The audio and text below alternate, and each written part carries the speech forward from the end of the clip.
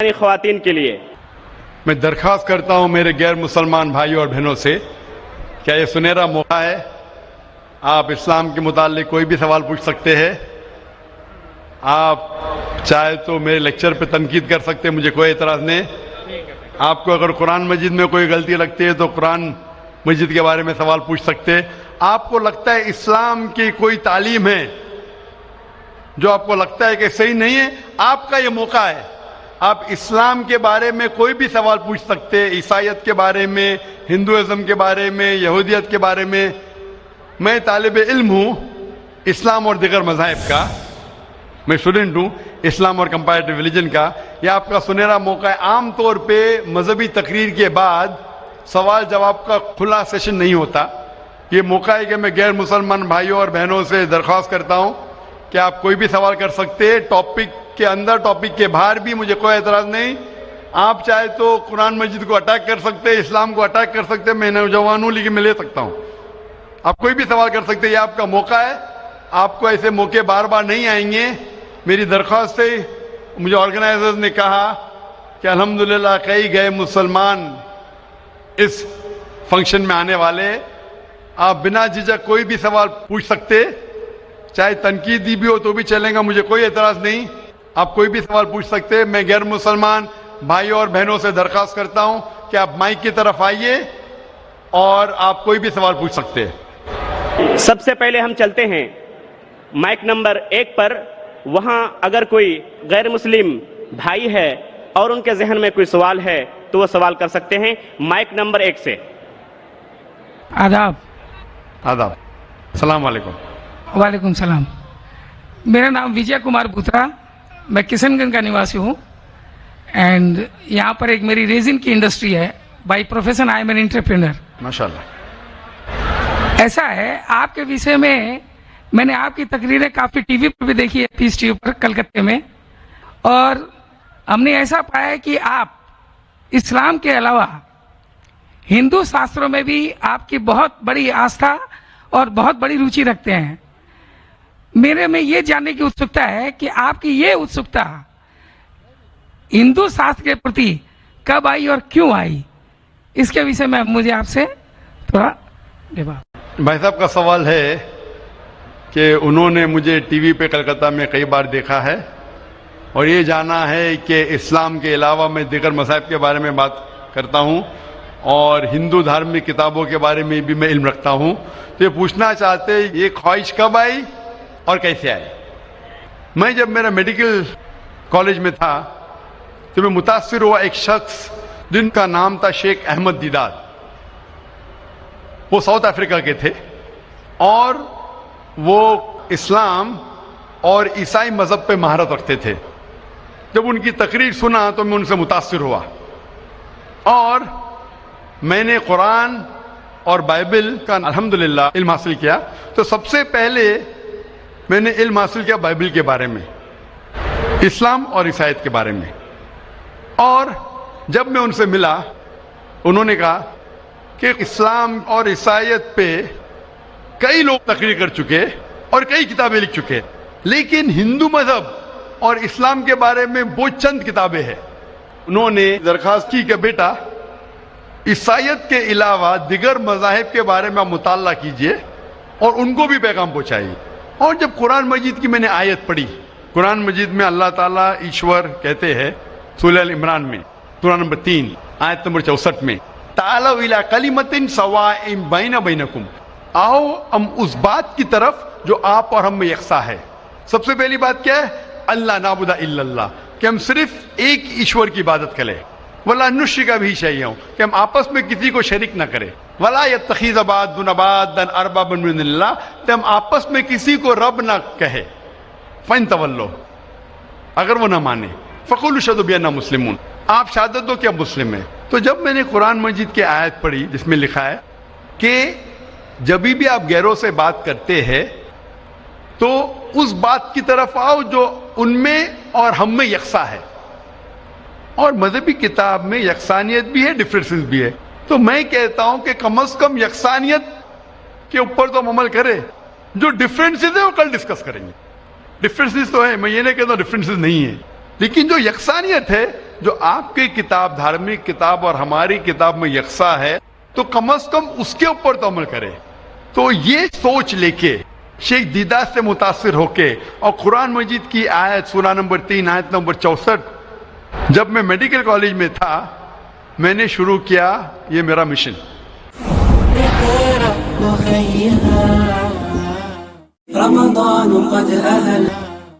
اور پھر میں نے تحقیق کرنے لگا.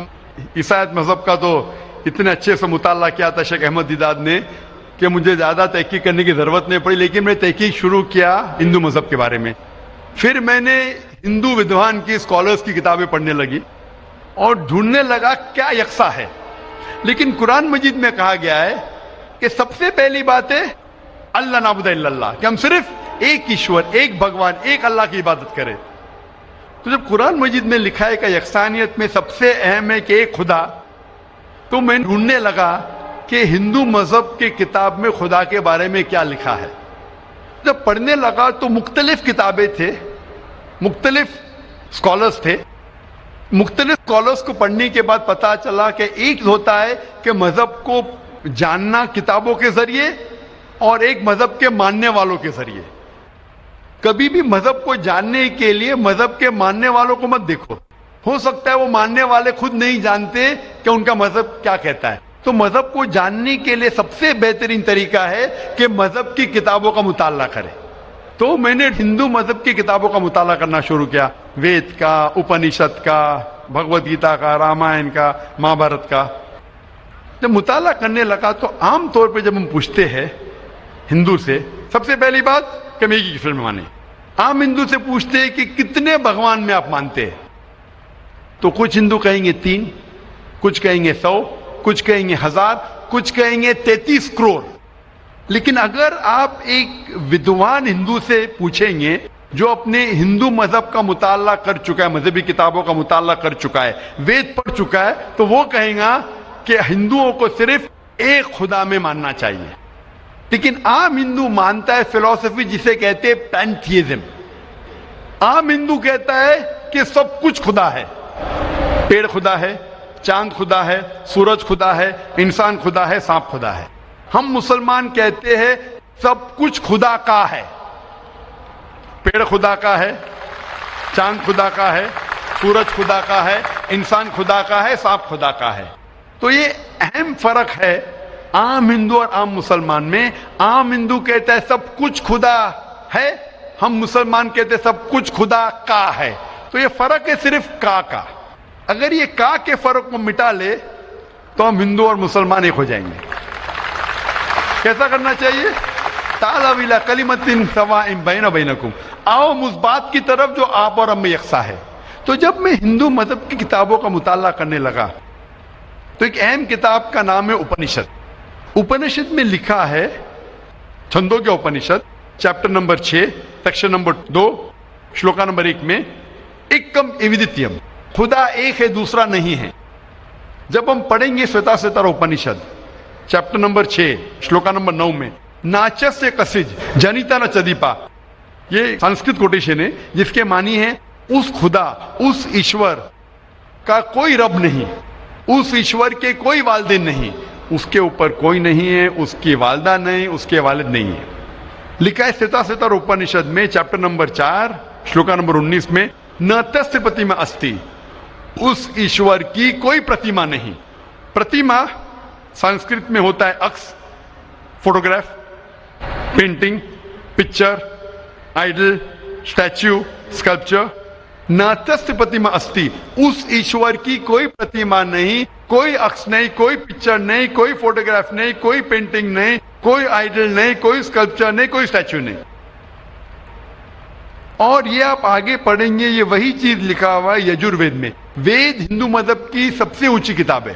یجوروید میں لکھا ہے چیپٹر نمبر 32 شلوکا نمبر 3 میں نہ تस्य پرتیما استی, اس ایشور کی کوئی پرتیما نہیں, کوئی عکس نہیں, کوئی فوٹوگراف نہیں, کوئی پینٹنگ نہیں, کوئی پکچر نہیں, کوئی اسٹیچو نہیں, کوئی آئیڈل نہیں, کوئی اسکلپچر نہیں. تو جب آپ ہندو مذہب کی کتابوں کا مطالعہ کرتے پتا چلتا ہے ہندو مذہبی کتاب میں بھی لکھا ہے خدا ایک ہے, اس خدا کا کوئی عکس نہیں. اور برہم سوتر جو ہندوازم کا ہے वो एकम ब्राह्म द्योत्या नास्ते नैना नास्ते किंचन, भगवान एक ही है, दूसरा नहीं है, नहीं है, नहीं है, जरा भी नहीं है. There is only one God, not a second one, not at all, not at all, not in the least bit. तो इस जरिए से मेरा मुताला शुरू हुआ. सबसे पहले तहकीक करने लगा मैं कि हिंदू मजहब की किताब में ईश्वर का क्या जिक्र है, भगवान का क्या जिक्र है. और पता चला जिस तरीके से कुरान मजीद में लिखा है खुदा एक है, वही लिखा है हिंदू मजहबी किताब में. जिस तरीके कुरान में लिखा है उसका कोई अक्स नहीं, वही लिखा है हिंदू मजहब में. जिस तरीके से कुरान मजीद में लिखा है ना वो किसी से जनाए ना किसी को जनता है, वही चीज लिखी हिंदू मजहबी किताब में. तो मैंने कहा जो यकसा है तो इसके ऊपर अमल क्यों ना करे. तो इस तरीके से मेरी तहकीक शुरू हुई और आस्ते आस्ते तहकीक के बाद पता चला कि हिंदू मजहब में भी लिखा हुआ है कि अवतार आने वाले हैं. अवतार लोग समझते हैं कि भगवान एक इंसान का रूप लेता है, ये एक मानी है, लेकिन सही मानी है संस्कृत में मतलब भगवान खुद नहीं, भगवान किसी को भेजता है. तो अवतार के सही मानी है जैसे हम कहते हैं पैगंबर. तो भगवान ने, ईश्वर ने कई पैगंबर भेजे और आखिरी पैगंबर का जिक्र हिंदू मजहबी किताब में है, कई किताबों में है, वेद में है, उपनिषद में है. कई मिसाल दूंगा. एक कल्कि पुराना में लिखा है कि आखिरी जो अवतार आने वाले आखिरी पैगंबर वो कल्कि अवतार है. उनके वालिद का नाम है विष्णु यास. विष्णु मतलब खुदा, यास मतलब नौकर, खुदा का नौकर. अरबी में करेंगे तो हो जाता है अब्दुल्ला, जो नाम था मोहम्मद सल्लल्लाहु अलैहि वसल्लम के वालिद का. उसके वालिदा का नाम है सुमति, मतलब शांति, अमन. अरबी में हो जाता है आमिना, जो मोहम्मद सल्लल्लाहु अलैहि वसल्लम के वालिदा का नाम था. इसमें लिखा है कि इन्हें वही आएंगी एक केव में, एक गारे में, जो मोहम्मद सल्लल्लाहु अलैहि वसल्लम गारे हिरा में आई थी. उन्हें वही आएंगी रात के वक्त. वो बाद में जाएंगे नॉर्थवर्ड और फिर वापस आएंगे. मोहम्मद सल्लल्लाहु अलैहि वसल्लम ने हिजरत की थी, मदीना की तरफ वापस आए. उनके 4 करीब दोस्त होंगे, इसमें 4 खुलफा राशिदीन है. इस तरीके से डिटेल में लिखा गया है आखिरी पैगंबर, जो आखिरी अवतार जो आने वाले मोहम्मद सल्लल्लाहु अलैहि वसल्लम. तो मैं कहता हूं हिंदुओं से कि आप अपनी हिंदू किताब का मुताला कीजिए और हम हिंदू और मुसलमान एक हो जाएंगे. तो इस तरीके से मेरे तहकीक शुरू हुई और मैं दुनिया भर में कोशिश करता हूं अमन का पैगाम लोगों तक पहुंचाए. या भाई साहब, आपने जो उपनिषदों का वर्णन किया उसके साथ में एक लाइन और जोड़ता हूं जहां पर यही लिखा हुआ है कि ईश्वर एक ही है. वो हमारी श्रीमद् भगवद गीता है, जिसे हम श्रीमद् भगवान की वाणी या ईश्वर की वाणी कहते हैं. उसके चैप्टर नंबर 18 श्लोक नंबर 66 में है, अनन्या सर्व धर्मान परित्यज्यम मामे कम शरणम प्रजा अहम त्वाम सर्व पापेभ्यो मोक्षयिष्यामि मा शुचा. उसमें भी एक ही ईश्वर की ओर इंगित किया गया. तो आप जो कह रहे हैं एकदम सही और एकदम यथार्थ है कि हमारे हिंदू में एक ही ईश्वर की है, बाकी रूप हमने अनेक मान दिया है. ये एक आस्था का विषय हो जाता है, साकार रूप निराकार रूप वो अलग है, लेकिन ईश्वर को हमारे यहाँ भी आपने एकदम ठीक फरमाया है. गीता भी हमारी यही कहती है. धन्यवाद आपको बहुत बहुत. जज़ाकल्लाह शुक्र. हजारों साल नरगिस अपनी बेनूरी पे रोती है, हजारों साल नरगिस अपनी बेनूरी पे रोती है, बड़ी मुश्किल से होता है चमन में दीदवर पैदा. अब हम चलते हैं माइक नंबर 2 की तरफ. वहां पर अगर कोई गैर मुस्लिम भाई मौजूद हैं और उनके जहन में कोई सवाल है तो सवाल कर सकते हैं. माइक नंबर 2 से. My name is Pintu Demna. I am from Malda and I am a student of AMA. So I just want to know what is the difference between Kaaba and Kashi. Will you explain me as your kind? भाई साहब ने सवाल किया है कि काबा और काशी में फर्क क्या है. काबा और काशी में फर्क क्या है. काबा कुरान मजीद में अल्लाह सुब्हानहू व तआला फरमाते सूरह अल इमरान में सूरह नंबर 3 कि काबा अल्लाह सुब्हानहू व तआला का सबसे पहला घर जिसे कहा गया बक्का. और अल्लाह ताला फरमाते सूरह बकरा में सूरह नंबर 2 आयत नंबर 144 में कि आप जिधर भी हो काबा की तरफ मुंह करो, मस्जिद हरम की तरफ मुंह करो और आप नमाज पढ़ो. तो काबा हमारे मुसलमान के लिए किबला है, एक दिशा है जिसकी तरफ हम देख के अल्लाह सुब्हानहू व तआला की इबादत करते हैं. और इसका जिक्र कुरान मजीद में है. काबा हमारे लिए किबला है. کوئی بھی مسلمان کعبہ کو نہیں پوچھتا ہے، لیکن کعبہ قبلہ ہے، دشا ہے یکسانیت کے لیے. ہم کعبہ کی طرف منہ کر کے اللہ سبحانہ تعالیٰ کی عبادت کرتے ہیں. کاشی ایک تیرتھ کی جگہ ہے جو ہندو مذہب کی کتاب میں ہے، لیکن جب آپ قرآن مجید پڑھیں گے یا اللہ کے رسول کی حدیث پڑھیں گے، کاشی کا ذکر کدھر بھی قرآن مجید میں نہیں ہے، نہ ہی کوئی اللہ کے رسول کی حدیث میں ہے. لیکن آپ جب وید پڑھیں گے، وید میں کعبہ کا ذکر ہے، وید میں کعبہ کا ذکر ہے. لکھا ہے رگ وید میں جلد نمبر 3 میں لکھا ہے کہ تیرتھ کی ایک جگہ، تیرتھ مطلب جس جگہ خدا کی عبادت کی جاتی ہے، تیرتھ کی ایک جگہ ہے وہ کعبہ. تو کعبہ کا ذکر ہندو مذہبی کتاب میں بھی ہے، قرآن میں بھی ہے اور بائبل میں بھی ہے. بائبل میں لکھا ہے بک آف سامز میں chapter number 84 verse number 2 to 6 میں لکھا ہے blessed are those people who visit the valley of Bakka. تو بائبل میں بھی کعبہ کا ذکر ہے، ہندو مذہبی کتاب میں بھی کعبہ کا ذکر ہے، اور قرآن میں اسلام کی مذہبی کتاب میں بھی ذکر ہے. تو اگر ہم یکسانیت پہ جائیں گے، جو کامن ہے اسے لیں گے، تو کعبہ صرف کامن ہے تینوں مذہبی کتابوں میں، اور مذہبی کتابوں میں بھی لکھا ہے. تو جب آپ لیں گے تعالوا الی کلمۃ سواء بین بینکم، آؤ ہم اس بات کی طرف جو آپ اور ہم میں یکساں ہے، تو کعبہ میں یکسانیت ملتی ہے لیکن کاشی میں نہیں. کاشی کا ذکر صرف ہندو مذہبی کتاب میں ہے. تو اگر ہم یکسانیت پہ عمل کرنا چاہیں گے تو آپ اور ہمیں ماننا پڑے گا کہ کعبہ اللہ سبحانہ و تعالیٰ کا گھر ہے اور عبادت گاہ ہے، عبادت کرنے کی جگہ ہے. Hope that answers the question. Thank you. Mic number 5 پر اگر کوئی غیر مسلم خواتین، غیر مسلم بہن موجود ہیں تو اپنا سوال کر سکتی ہیں. Can you explain vividly the points mentioned in the Bible to prove that Jesus, peace be upon him, was not crucified, especially referring to Jonah? Thank you. بہن کا سوال ہے کہ آپ صاف طور سے یہ ثابت کر سکتے بائبل کے ذریعے سے کہ عیسیٰ علیہ السلام کو صلیب پہ نہیں چڑھایا گیا تھا.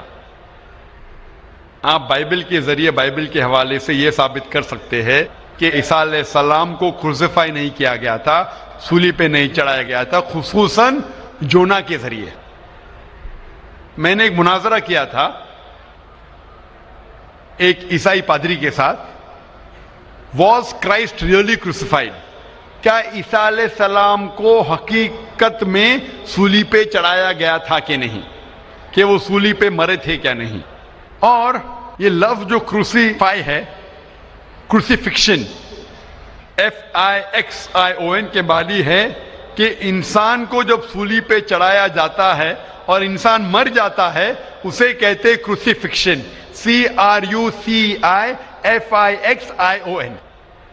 ایک دوسرا لفظ ہے اگر انسان کو صلیب پہ چڑھایا جاتا ہے اور وہ نہیں مرتا ہے، اس کے لیے کوئی لفظ نہیں ہے.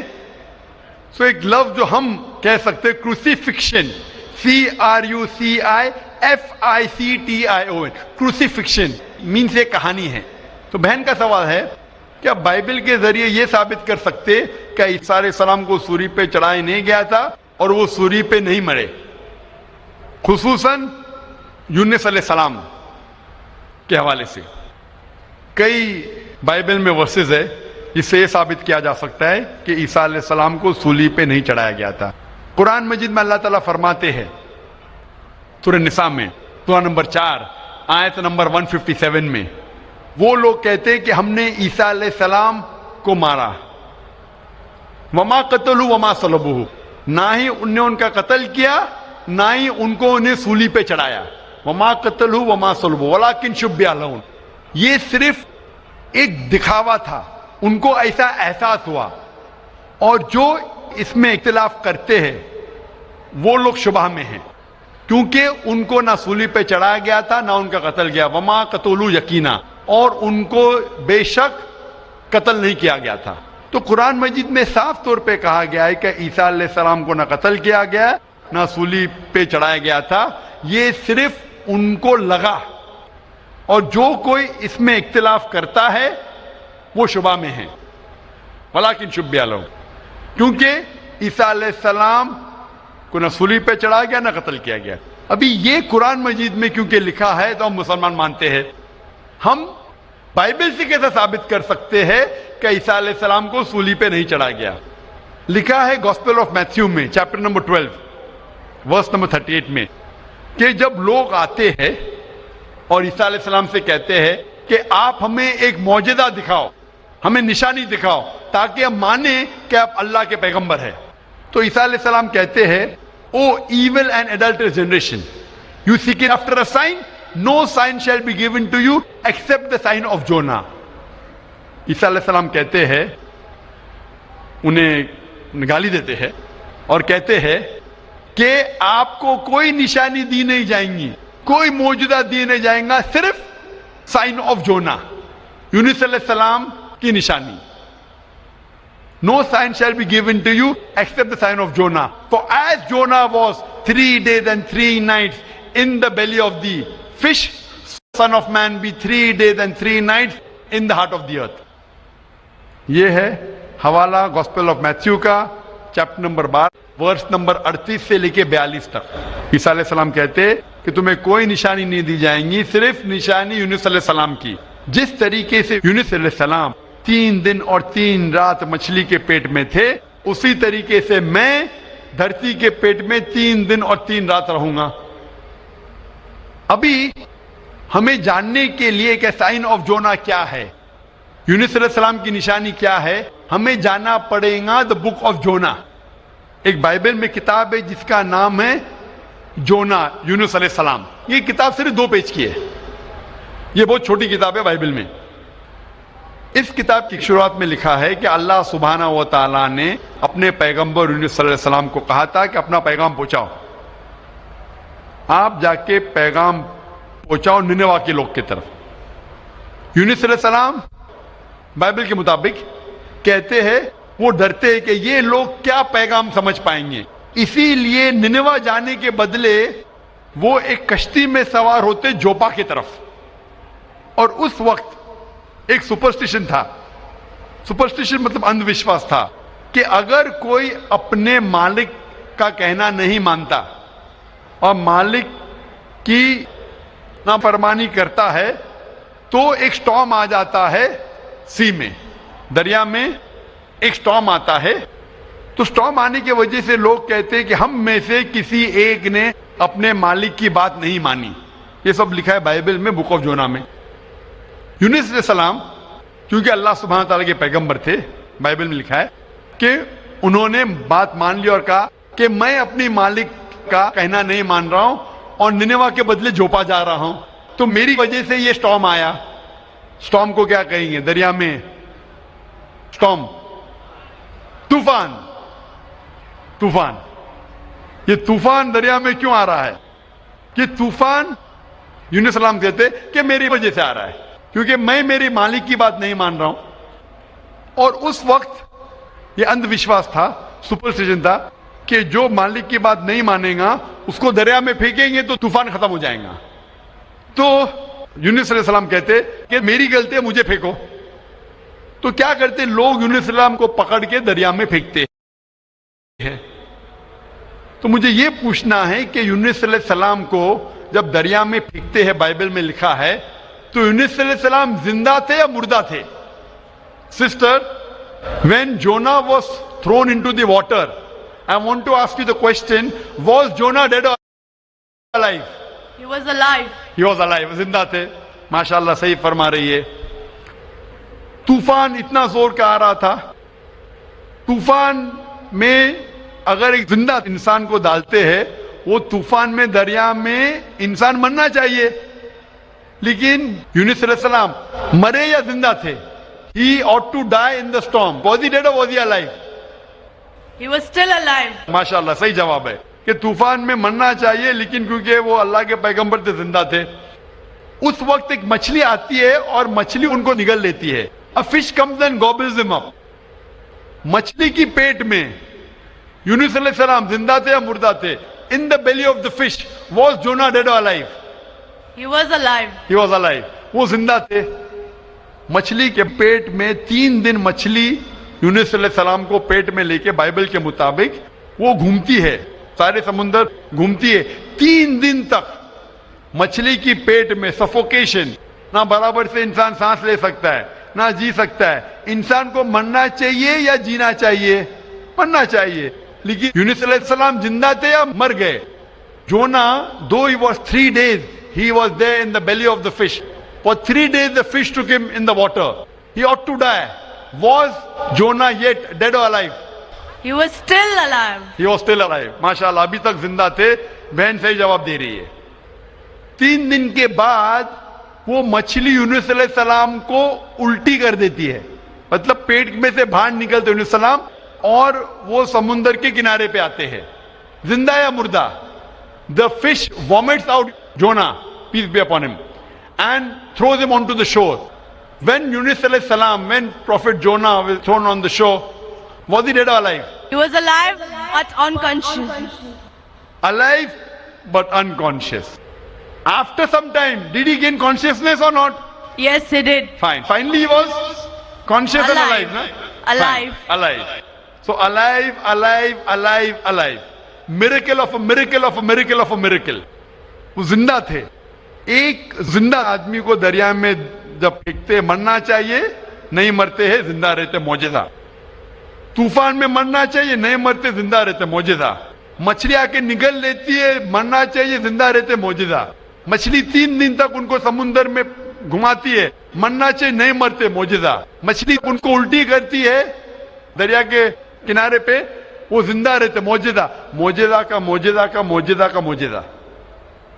ابھی یہاں عیسیٰ علیہ السلام کہتے ہیں کہ جس طریقے سے یونس علیہ السلام مچھلی کے پیٹ میں 3 دن 3 رات تک رہیں, اس طریقے سے عیسیٰ علیہ السلام دھرتی کے پیٹ میں 3 دن اور 3 رات تک رہیں گے.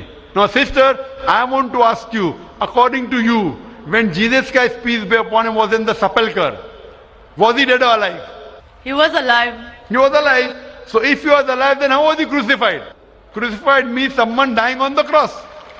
بہن کہہ رہی کہ عیسیٰ علیہ السلام جب ان کو لے کے گئے تھے قبر میں, وہ زندہ تھے.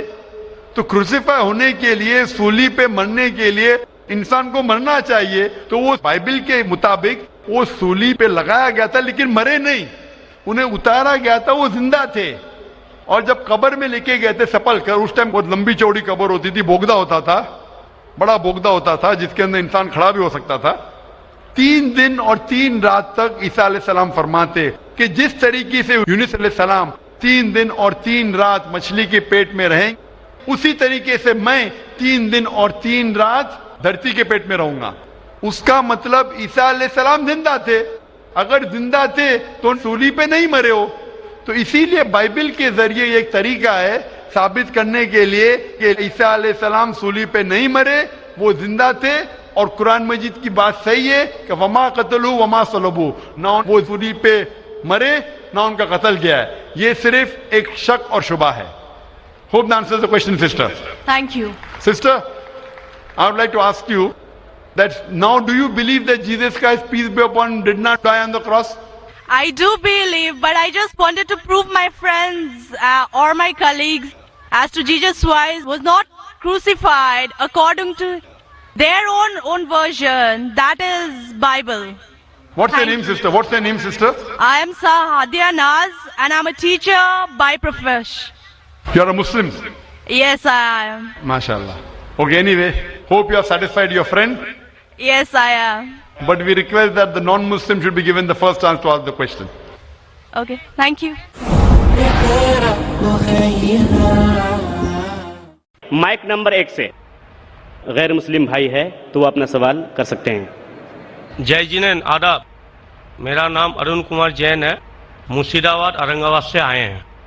मेरा क्वेश्चन है, जो नया मस्जिद बन रहा है और कब्रिस्तान है, اور عیدگاہ ہے. اس میں میرا من ہوا ہے کہ ہم اس میں زمین یا پیسہ روپیہ دیں, میرا من چاہتا ہے. لیکن ان لوگ بولتے ہیں کہ ہم لوگ غیر مسلمان سے کوئی چیز نہیں لیتے ہیں. کیوں؟ اسلام میں لکھا ہوا ہے آدمی آدمی کو پیار کرو.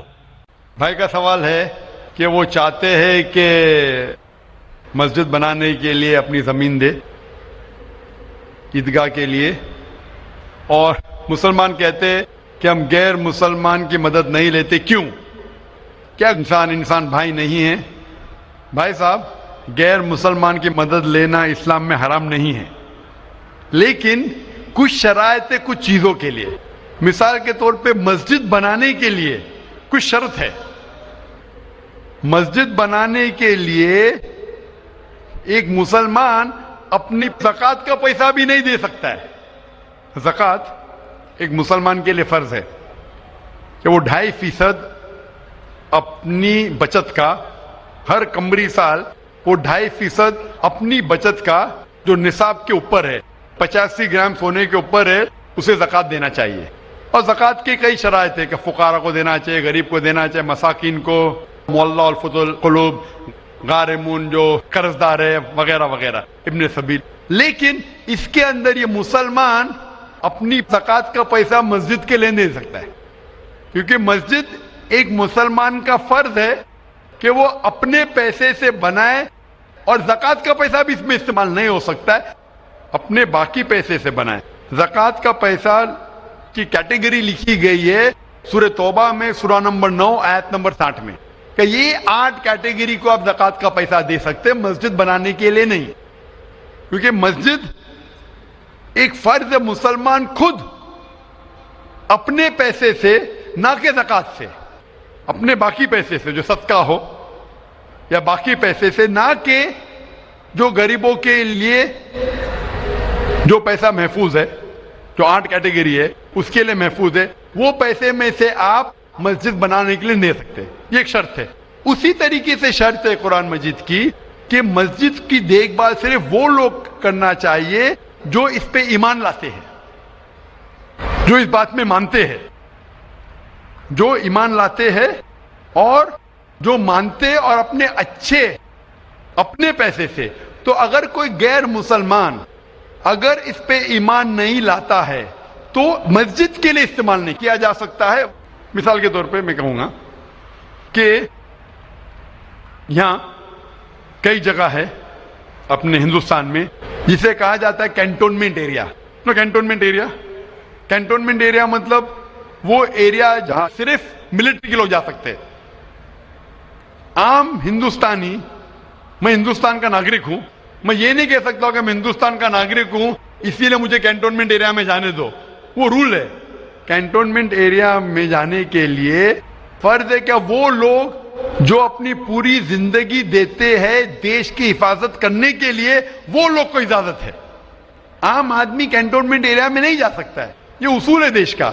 اسی طریقے سے جو لوگ ایمان لاتے ہیں مذہب پہ اور زکوٰۃ کے علاوہ اپنی باقی آمدنی کے پیسے سے مسجد بنا سکتے, تو اسی لیے کیونکہ آپ ایمان نہیں لے کے آئے تو مسجد بنانے کے لیے آپ کے پیسے کا استعمال نہیں ہو سکتا ہے. لیکن باقی خیرات کی الگ بات ہے.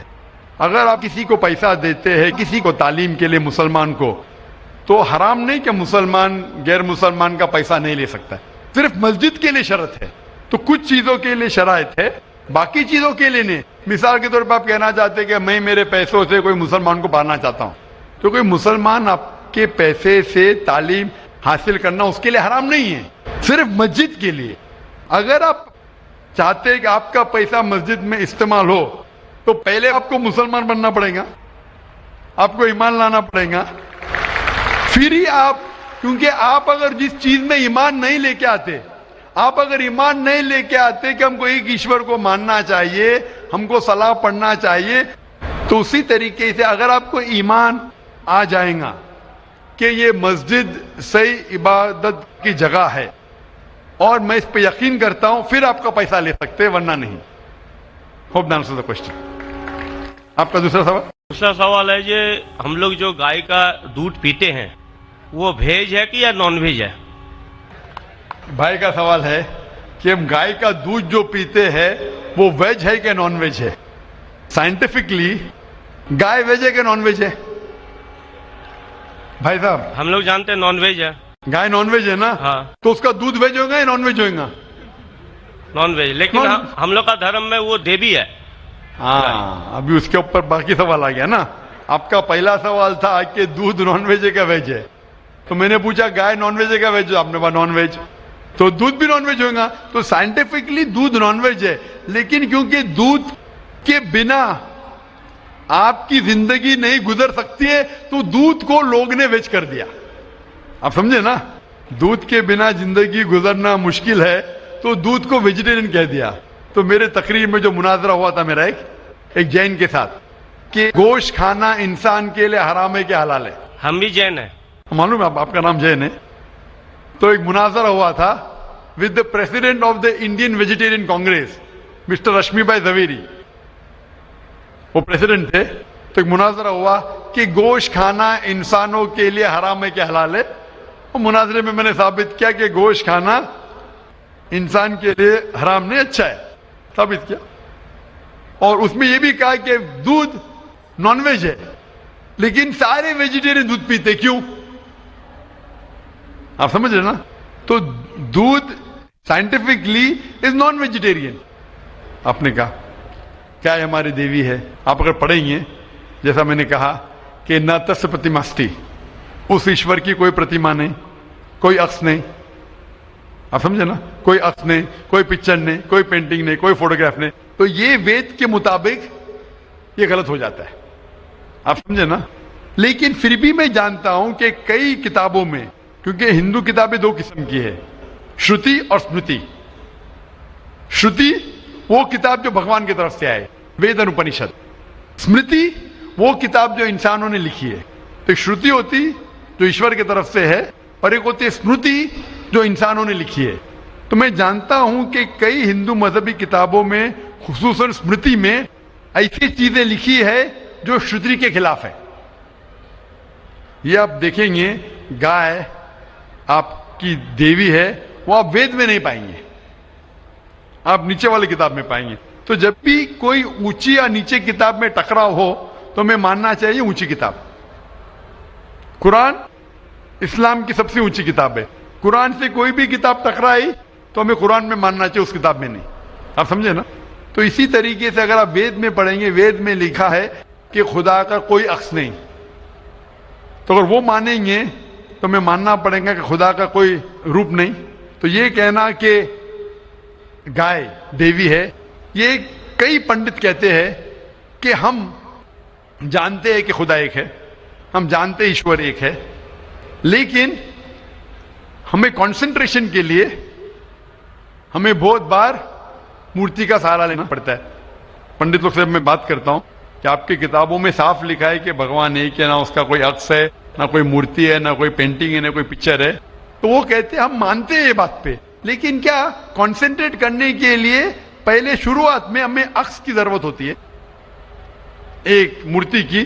جب ہم ہائر کانشیسنس پہ پہنچ جاتے اس وقت ہمیں ضرورت نہیں پڑتی. تو میں ان سے کہتا ہوں مسلمان ہائر کانشیسنس پہ پہنچ گئے, ہمیں کوئی عکس کی ضرورت نہیں, ہم ایشور کو ڈائریکٹ مانتے ہیں, ڈائریکٹ عبادت کرتے ہیں. تو اسی طریقے سے کبھی بھی ٹکراؤ ہوتا ہے مذہبی کتابوں کے اندر تو اونچی کتاب کو ماننا چاہیے نیچی کتاب کے بنسبت. تو اونچی کتاب میں لکھا ہے کہ ایشور کا کوئی عکس نہیں ہے, آپ سمجھے نا. پھر بھی آپ دیکھیں گے لوگ اپنی مذہبی کتاب کو نہیں مانتے. تو میرا یہی کہنا ہے لوگوں سے, چاہے مسلمان ہو, جیسا میں نے کہا کہ قرآن کو سمجھ کے پڑھو. میں کہتا ہوں ہندوؤں سے کہ آپ بھی وید کو سمجھ کے پڑھو.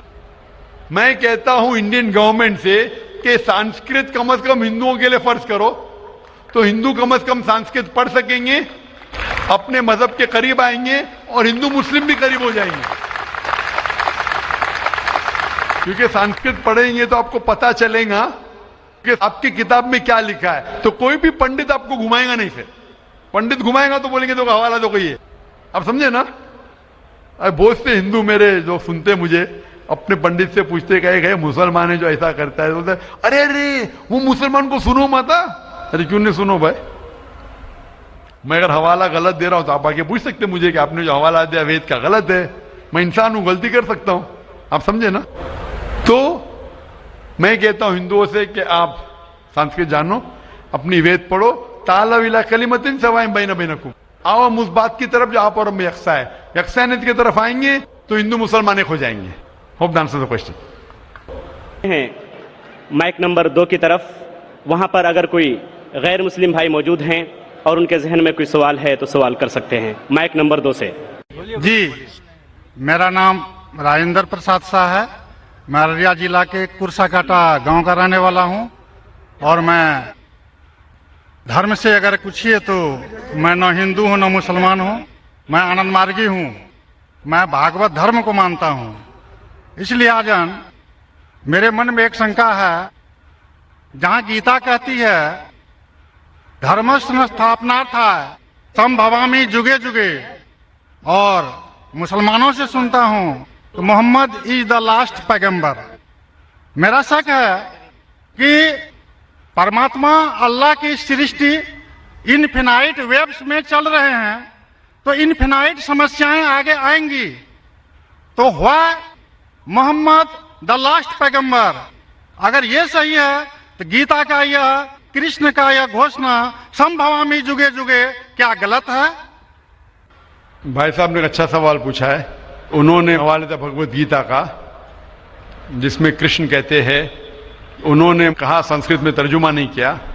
श्री कृष्ण कहते हैं कि जब भी इस धरती पे जुल्म होगा तो उस वक्त भगवान एक पैगंबर को भेजेंगे और हर दौर में एक पैगंबर आएगा, संभवान योगी होगे, हर युग में आएगा। तो भाई का सवाल है, क्या कृष्ण गलत है? आप मुसलमान क्यों कहते हैं कि मोहम्मद सल्लल्लाहु अलैहि वसल्लम आखिरी पैगंबर है? भाई साहब, सबसे पहले हम कहते हैं मोहम्मद सल्लल्लाहु अलैहि वसल्लम आखिरी पैगंबर है क्योंकि यह कहा गया कुरान मजीद में सूरे आज़ाब में, सूरा नंबर 33 आयत नंबर 40 में कहा गया, मा काना मुहम्मदुन अबा अहदिम मिन रिजालिकुम वलाकिन रसूलुल्लाह व खातिमुन नबीय्यीन व काना अल्लाहु बिकुल्लि शैइन अलीमा। कि मोहम्मद सल्लल्लाहु अलैहि वसल्लम आप लोगों में से किसी के वालिद नहीं हैं, लेकिन खातिमुन नबीय्यीन है, आखिरी नबी है। क्योंकि कुरान मजीद में कहा गया है कि मोहम्मद सल्लल्लाहु अलैहि वसल्लम आखिरी नबी है, हम इस पे यकीन रखते हैं। जहां तक कि आपने कहा श्री कृष्ण, मैं श्री कृष्ण की बात को मानता हूं कि जब भी इस धरती पे गलत काम होंगे उस वक्त खुदा एक पैगंबर को भेजते और हर दौर में एक पैगंबर भेजेंगे। बिल्कुल गलत नहीं है, आपको समझने में गलती हुई, क्योंकि जब आप पढ़ेंगे भगवत गीता को कहा गया है कि ये वेद का निचोड़ है, it is the nectar of the वेद, वेद का निचोड़ है। और जब आगे आप पढ़ेंगे, लिखा हुआ कल्कि पुराना में, कल्कि पुराना में लिखा है, कल्कि पुराना चैप्टर नंबर 2 श्लोक नंबर 5, 7, 11, 15 में लिखा है कि एक कल्कि अवतार आएंगे जो कल युग में आएंगे और कल युग आखिरी युग होगा, और ये कल्कि अवतार लोगों को सही रास्ता दिखाएंगे। और ये कल्कि अवतार के वालिद का नाम है विष्णु यास, मतलब भगवान का नौकर, अरबी में अब्दुल्ला, जो नाम थे मोहम्मद सल्लल्लाहु अलैहि वसल्लम के वालिद का। उनके वालिदा का नाम होगा सुमति, सुमति मतलब अमन, शांति, अरबी में होगा आमिना, जो नाम था मोहम्मद सल्लल्लाहु अलैहि वसल्लम के वालिदा का नाम। वो पैदा होंगे अमन के शहर में जो है मक्का। वो पैदा होंगे ऐसे खानदान में जो उस शहर के चीफ होंगे।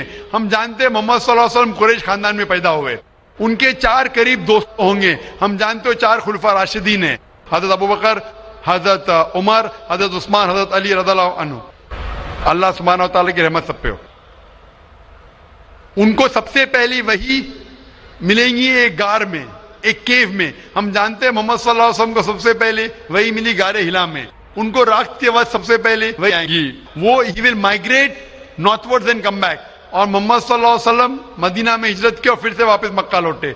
ये सारी निशानियां जो लिखी है कल के अवतार के बारे में, वो हूबहू उतरती है मोहम्मद सल्लल्लाहु अलैहि वसल्लम पे। हर युग में एक अवतार आएगा, आखिरी युग होगा कल युग। ये कल युग है भाई साहब, ये कल युग है।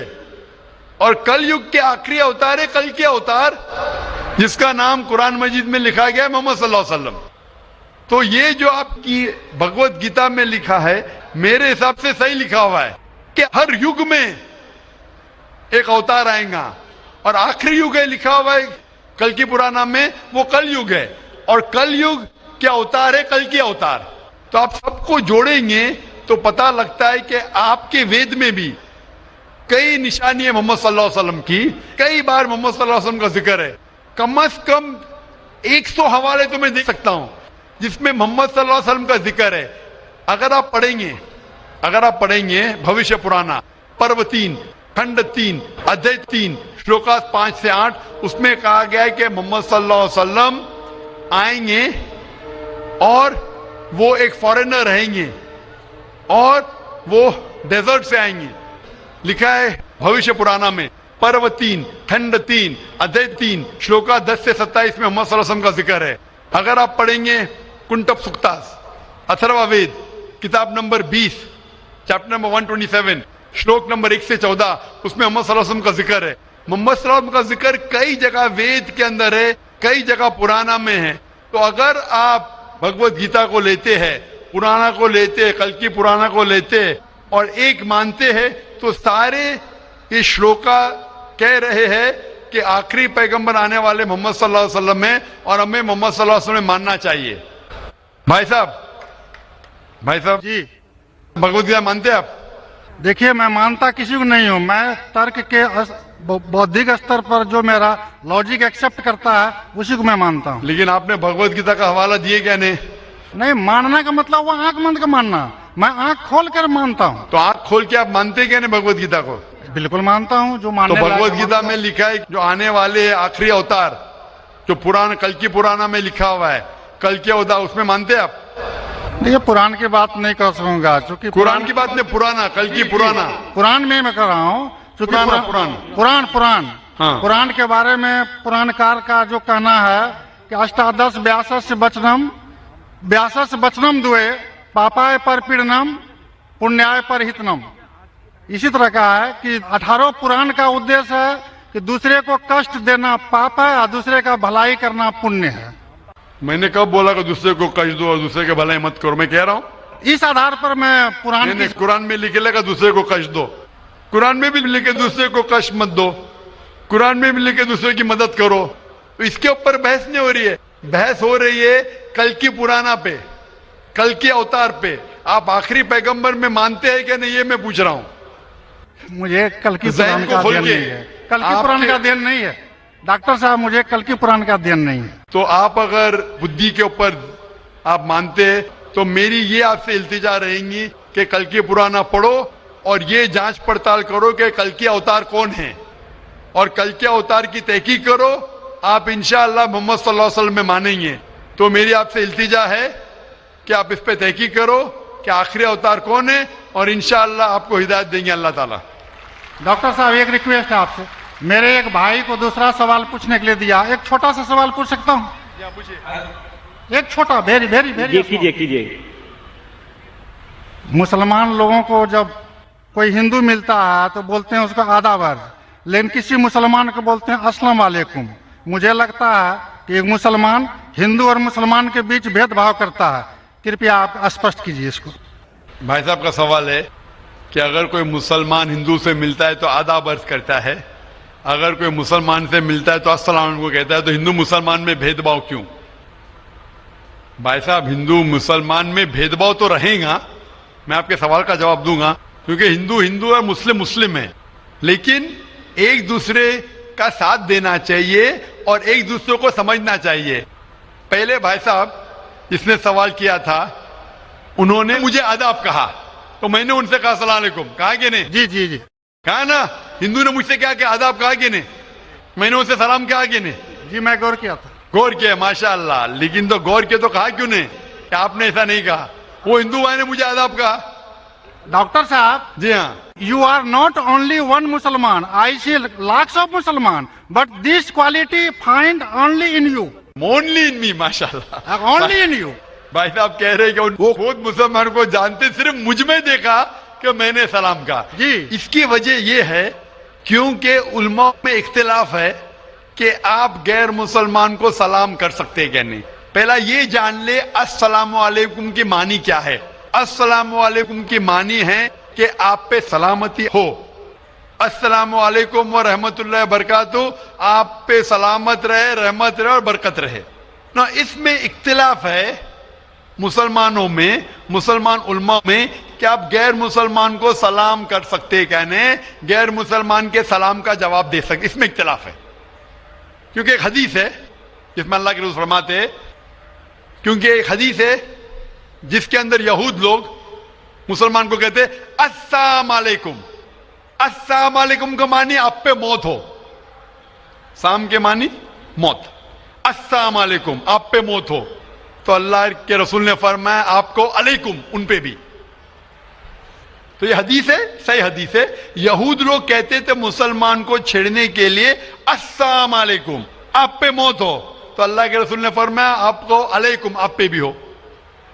تو اس کی وجہ سے اختلاف. اور کئی حدیثیں ہیں، میں زیادہ بحث میں نہیں جانا چاہوں گا، لیکن یہ کہنا چاہوں گا کہ کچھ علماء یہ بھی کہتے ہیں کہ آپ السلام علیکم کہہ سکتے، کیونکہ قرآن مجید کی ایک آیت ہے سورہ نساء میں، سورہ نمبر 4 آیت نمبر 86 میں کہا ہے اگر کوئی آپ کو گریٹ کرتا ہے، اگر کوئی گریٹ کرتا ہے تو آپ اور بہترین طریقے سے گریٹ کرو. اگر کوئی آپ کو گریٹ کرتا ہے اور بہترین طریقے سے گریٹ کرو، یا کم از کم اتنا. تو اگر کوئی السلام علیکم کہتا ہے، مجھے کہنا چاہیے وعلیکم السلام ورحمۃ اللہ. اگر کوئی کہتا ہے السلام علیکم ورحمۃ اللہ، مجھے کہنا چاہیے وعلیکم السلام ورحمۃ اللہ وبرکاتہ، یا کم از کم اتنا. یہ ضروری ہے. تو اسی لیے اگر کوئی مسلمان مجھ سے آداب کرے تو آداب سے بہتر کیا ہے؟ السلام علیکم. اور اللہ کے رسول کے لیے کہا گیا، محمد صلی اللہ علیہ وسلم کے لیے اللہ فرماتے ہیں، جو میں نے تقریر میں بیان کیا سورہ انبیاء میں سورہ نمبر 21 آیت نمبر 107 میں، وما ارسلناک الا رحمت للعالمین، کہ ہم نے محمد صلی اللہ علیہ وسلم کو نہیں بھیجا لیکن رحمت بنا کے سارے انسانوں کے لیے، سارے عالم کے لیے. تو جب محمد صلی اللہ علیہ وسلم سارے انسانوں کے لیے رحمت بن سکتے تو کیا میں السلام علیکم ورحمۃ اللہ نہیں کہہ سکتا ہوں؟ تو اس بنیاد پہ علماء کا اختلاف ہے کہ السلام کہہ سکتے. کہنے میں ان علماء میں مانتا ہوں جو کہتے ہیں کہ آپ غیر مسلمان کو سلام کہہ سکتے اور جواب بھی بہترین دے سکتے. اسی لیے جب بھائی صاحب نے کہا آداب تو میں نے کہا السلام علیکم، کہ میرے حساب سے السلام علیکم اور بہتر ہے، آداب سے بہتر ہے السلام علیکم، کہ آپ پہ سلامتی ہو، رحمت ہو اور برکت ہو. تو بھائی صاحب میرے نزدیک غیر مسلمان کے لیے سلامتی چاہنا اچھی چیز ہے، اور اسی لیے میں آپ کے لیے سلامت چاہتا ہوں. بھائی صاحب یہ lot of thanks to you sir. میں سلامت چاہتا ہوں، اور لیکن صرف منہ سے نہیں، میں چاہتا ہوں عمل سے آپ سلامتی پاؤ.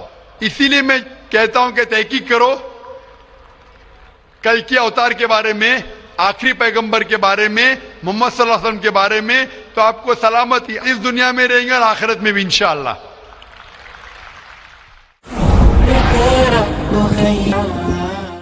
اگلا سوال مائک نمبر 3 سے، وہاں پر اگر کوئی غیر مسلم بھائی ہیں تو وہ سوال کر سکتے ہیں. ہاں نمسکار، میرا سوال یہ ہے کہ میں دوائی دکان آیا ہے، اور دوائی دکان کے بغل میں میں نے 2 طبقے کو آپس میں لڑتے ہوئے دیکھا، جس میں کہ ایک بریلوی سماج اور ایک دیوبندی سماج تھا. تو بریلوی کہتے ہیں کہ دیوبندی لوگ صحیح نہیں ہے اور بریلوی صحیح ہے. تو اس کا بنیاد کیا ہے، جڑ کیا ہے، مجھے اس کی جانکاری چاہیے. سوال تھوڑا ڈیفیکلٹ ہے. بھائی صاحب نے کوئی ڈیفیکلٹ سوال کہا ہے لیکن جواب بہت آسان ہے. سوال ڈیفیکلٹ ہے لیکن جواب آسان ہے، جس کے کارن آپ کا ویروध بھی ہوا. میں ویروਧ کرو کیا نہیں، میں انشاءاللہ اس کے اوپر آؤں گا.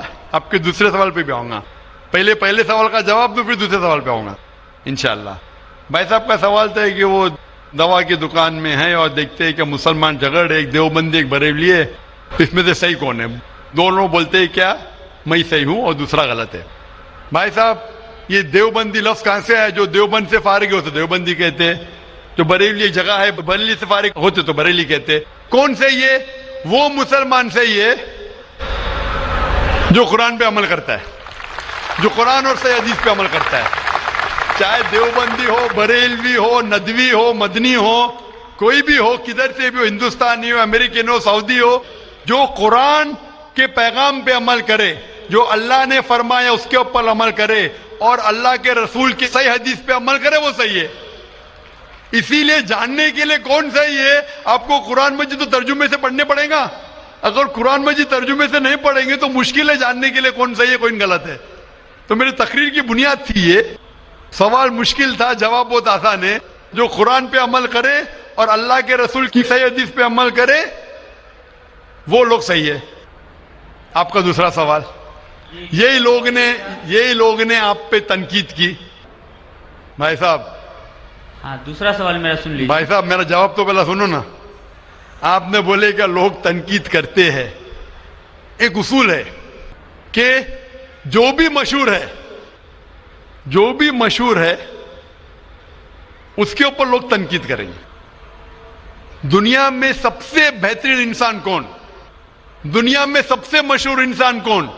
آدم علیہ السلام سے لے کے آج تک کے ہسٹری میں سب مانتے ہیں کہ سب سے بہترین انسان محمد صلی اللہ علیہ وسلم ہے۔ نہ ہی مسلمان، غیر مسلمان بھی کہتے ہیں۔ اگر آپ کتاب پڑھیں گے مائیکل ایچ ہارٹ کی 100 most influential people in history, 100 سب سے زیادہ انفلوئنشیل دنیا میں نمبر 1 پہ وہ کہتے ہیں محمد صلی اللہ علیہ وسلم۔ آپ جانتے ہیں سب سے زیادہ کتابیں اگر کوئی انسان کے خلاف لکھی گئی ہے وہی محمد صلی اللہ علیہ وسلم۔ محمد صلی اللہ علیہ وسلم جیسے نیک آدمی، اچھے آدمی کے بارے میں لوگ نے سینکڑوں ہزاروں کتاب لکھی ہے، تو میں تو ناچیز ہوں، میں تو مقابلے میں ہوں ہی نہ ان کے۔ اور لوگ خلاف کب لکھتے؟ مثال کے طور پر محمد صلی اللہ علیہ وسلم جب پیغام پہنچا ہے اپنا، تو اس وقت کئی لوگ تھے جن کے ذاتی زندگی پہ فوراً اثر ہونے لگا، ذاتی زندگی پہ اثر ہونے لگا۔ کچھ لوگ کی زندگی سدھر گئی، ان لوگ تو ماشاءاللہ ایمان لے کے آئے۔ کچھ لوگ کا جو کر رہے تھے ان کا نقصان ہونے لگا، جو لوگ قرآن کی بات نہیں مان رہے تھے ان کا نقصان ہونے لگا۔ تو جو لوگ کا نقصان ہونے لگا وہ لوگ خلاف بات کرنے لگے۔ تو آپ دیکھیں گے جو بھی مشہور انسان ہیں، میں نہیں کہتا ہوں میں مشہور ہوں، میں تو بات کرنا بھی نہیں جانتا تھا، بچپن سے ہکلاتا تھا، بات کرتے کرتے اللہ کے راہ میں دعوت دینے کی وجہ سے اللہ تعالیٰ نے اس مقام پہ پہنچایا۔ نہ میں اپنے آپ کو عالم کہتا ہوں، میں تو طالب علم کہتا ہوں اپنے آپ کو، لیکن کیونکہ میں جو بھی بات کہتا ہوں قرآن مجید کے حوالے سے کہتا ہوں، جو بھی بات کہتا ہوں حدیث کا حوالہ دیتا ہوں۔ آج بھی جو تقریر میں نے کہا حوالہ دیا نا، میں انسان ہوں، غلطی کر سکتا ہوں، غلط ہے تو آپ آ کے بول سکتے ہیں۔ ذاکر بھائی آپ نے جو حوالہ دیا سورہ قمر کا سورہ نمبر 54 آیت نمبر 17 22 32 40 میں نہیں لکھا ہے وَلَقَدْ يَسَّرْنَا الْقُرْآنَ لِلذِّكْرِ فَهَلْ مِن مُدَّكِرٍ، آ کے بولو۔ تو میں انسان ہوں، غلطی کر سکتا ہوں، اگر کچھ غلط کہتا ہوں اسی لیے سوال جواب کا سیشن ہوتا ہے۔ لیکن جو لوگ مجھے غلط ثابت نہیں کر سکتے تو ڈھونڈتے ہیں کچھ چیز کو پکڑے جس کو توڑ مروڑ کے پیش کرے، لوگ کے سامنے میرے بارے میں غلط فہمی پیش کرے۔ میں جانتا ہوں کہ یہاں کے آرگنائزر نے کہا کہ ایک ویڈیو کلپ لوگ عام کر رہے تھے جس میں کیا کہ ذاکر بھائی کہتے ہیں کہ محمد صلی اللہ علیہ وسلم سے مانگنا حرام ہے، محمد صلی اللہ علیہ وسلم کو ماننا حرام ہے۔ ابھی میں جب قرآن کو چھوڑ کے ویس سے ثابت کر رہا ہوں محمد صلی اللہ علیہ وسلم کو ماننا چاہیے، تو کیا یہ شخص کہہ سکتا ہے کہ محمد صلی اللہ علیہ وسلم کو ماننا حرام ہے؟ اس میں دو چیز ہو سکتی ہے۔ یہ ویڈیو کلپنگ کی ریکارڈنگ کبھی پیس ٹی وی پہ آئی نہیں، جب میں تقریر کرتا ہوں بات کرتے ہوں کوئی بھی ریکارڈنگ کرتے رہتے، ہو سکتا ہے کہ سلپ آف دا ٹنگ ہے، کیا کہ سبقت لسان، یا ہو سکتا ہے کسی نے توڑ مروڑ کے پیش کیا ہے، اور توڑ مروڑ کے پیش کرنا بہت آسان ہے۔ مثال کے طور پر میں آپ سے پوچھوں گا مسلمان سے کہ جارج بش کیسے انسان ہے، انہوں نے کہا جارج بش اچھے انسان نہیں ہے، میں نہیں کو کاٹ دوں گا، لگے گا جارج بش اچھے انسان ہے، اس کو خود کو میں دکھاؤں گا۔ آپ نے کہا نہیں ہو سکتا ہے سبقت لسان ہے، ہو سکتا ہے سلپ آف دا ٹنگ، وہ سلپ آف دا ٹنگ نہیں ہے، اس نے کہا کہ اچھے انسان نہیں ہے، نہیں کو کاٹا جوڑ دیا اچھے انسان ہے۔ تب سمجھ رہے بہت آسان ہے، मीडिया टेक्नोलॉजी। तो इस तरीके से कई क्लिपिंग फ्लोट हो रहे मार्केट के अंदर कि जाकिर भाई बिन लादेन का साथ दे रहे। अरे कब साथ दिया? आप YouTube पे जाएंगे तो आपको क्लिपिंग मिलेंगी, जाकिर मस्जिद से जूते चोरी कर रहा है, जाकिर मस्जिद से जूते चोरी कर रहा है। अभी कोई आदमी सूट पहन के, मेरे अभी शेरवानी पहना माशाल्लाह, सूट पहन के एक्टिंग करके, तो ये लोग अगर खुल्लम खुल्ला सामने आके, इस सवाल का मौका आमतौर पे मजहबी तकरीर में खुल्ला पूछने का किसको मौका कहां रहता है? होता है तो चिट से। मैं पसंद करता हूं बहु पूछो, मैं इंसान हूं, गलती कर सकता हूं, गलती करूंगा तो बोलूंगा माफ करना भाई, इंसान हूं। मैं थोड़ी कहता हूं मैं फरिश्ता हूं, मैं कभी कहा भी नहीं मैं आलिम हूं। अगर मेरे तकरीर में कुछ गलती है तो आप आके बोल सकते हैं, जाकिर भाई आप जो कुरान का हवाला दिया गलत है, ऐसे मानी नहीं। अगर सही होगा तो मैं कहूंगा भाई सही, आपको गलत फहमी है। अगर मैं गलत पे हूं तो बोलूंगा गलती है, माफी चाहूंगा। लेकिन ये वीडियो क्लिपिंग तोड़ मरोड़ करके पेश करना, उसी तरीके से मोहम्मद सल्लल्लाहु अलैहि वसल्लम के खिलाफ हजारों किताबें हैं, हजारों किताबें हैं उनके खिलाफ। तो मैं कोशिश कर रहा हूं कि अल्लाह सुब्हान ताला का पैगाम पेश करूं, लोगों को कुरान के करीब लेके आऊं, सही हदीस के करीब लेके आऊं। जो लोग चाहते हैं कि इंसान कुरान के करीब ना आए, सही हदीस के करीब नहीं आए, तो वो लोग ऐसे हरकत कर रहे हैं। इसीलिए माशाअल्लाह माशाअल्लाह क्या हो रहा है कि लोग मेरी तकरीर सुन के अल्हम्दुलिल्लाह इस नाचीज के जरिए हजारों लोग, लाखों लोग कुरान मजीद के करीब आ रहे हैं। वो लोग जिनको पसंद नहीं है कि मुसलमान कुरान के और करीब आए, सही हदीस के करीब आए, वो लोग को परेशानी हो रही है और वो लोग तोड़ मरोड़ के पेश कर रहे मीडिया में। अभी कोई भी इंसान जो जरा भी बुद्धि रखता है, जब मैं कुरान और हदीस के अलावा बाइबल के जरिए साबित करता हूं कि मोहम्मद सल्लल्लाहु अलैहि वसल्लम में मानना चाहिए, वेद के जरिए साबित करता हूं, क्या वो इंसान बोल सकता है कि मोहम्मद सल्लल्लाहु अलैहि वसल्लम को मानना हराम है? अभी आगे में क्या मोहम्मद सल्लल्लाहु अलैहि वसल्लम को मानना हराम है, अभी ये लेगी तो बताइए। जाकिर भाई ने कहा मोहम्मद सल्लल्लाहु अलैहि वसल्लम को मानना हराम है, अभी क्या करेंगे? ये मेरा लफ्ज जो है ना, सिर्फ ये पेश करेंगे। मिसाल के तौर पे कुरान में लिखा हुआ है कि नमाज मत पढ़ो, कुरान की आयत है,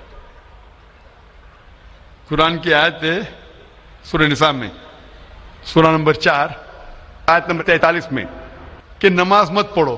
पूरी आयत है नमाज मत पढ़ो नशे की हालत में, नमाज मत पढ़ो नशे की हालत में।